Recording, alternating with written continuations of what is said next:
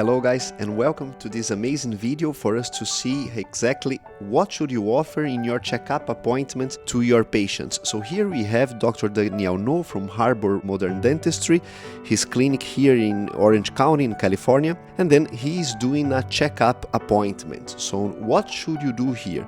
And of course you are going to start with your physical extraoral examination, your anamnesis, your clinical intraoral examination, and then you need to input your data in your dental software, so that's very important, and you need to be organized to do that. Of course your dental assistant can help you to do that, but then we need to understand that we need to check all the restorations, the condition of the restorations, and we need to do a probing depth chart. This is very important. You are going to do this with a very systematic way, so let's see how to do that. And of course you are going to do that with a periodontal probe without too much pressure. Then you're going to take your pictures, your radiographs.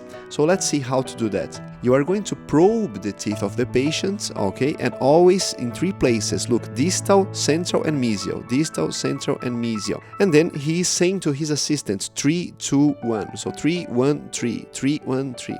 What is this? Those are the millimeters of the probing that he's getting from these areas.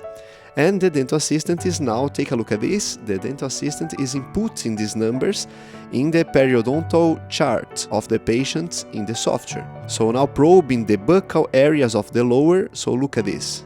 You retract the cheeks, you retract the tissues, and then you are able to do an amazing periodontal probing without too much pressure, because you are going to follow up the situation for the patient. So it's very important that you document this data properly, especially in the first appointment. So now he has the pictures, the radiographs, the data, and now he's going to explain the treatments to the patient. Look at this.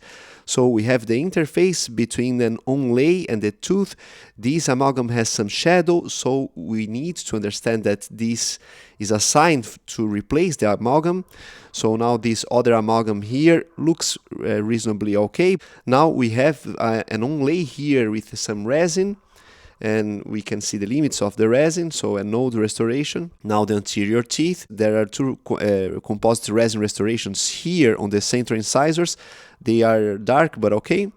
So now look at this. Now this amalgam has shadows. Look at this. So signs of infiltration, and this other one has a line. Look at this line. This could be a line of fracture, so you are going to investigate this further. This big amalgam here of the upper molar is fractured. Look, the mesial buccal cusp. So it's fractured. You need to replace that. And this other one, okay, the lower ones, and he's actually drawing the treatment plan with you now.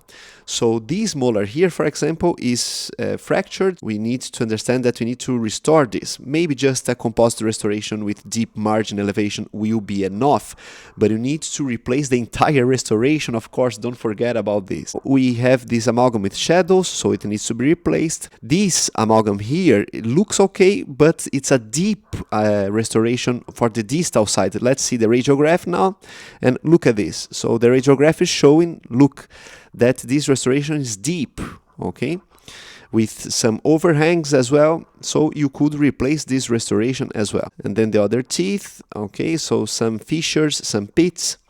This restoration is of the premolar is okay, it's a small restoration. And then we have those two other restorations with some shadowing, all right, and then the other one looks, there are some small shadowing, but okay, and this margin of this restoration looks bad, but it is still just a dark margin, so you could still follow up this situation. Now you can do intraoral scans as well, because you are documenting the situation for the patient. You have now a 3D copy of the teeth of the patient at the first appointment, and that's very, very important. If the patient says that the teeth moved, for example, in the future, you can compare if you do another intraoral scan, because you have two intraoral scans, and the STL files of those intraoral scans can be aligned and compared. So that's amazing. You should always scan your patients in the first appointment. So amazing stuff. He's showing his technique, okay, always including the papilla, so the papilla areas, and amazing stuff. See you guys very soon. Take care.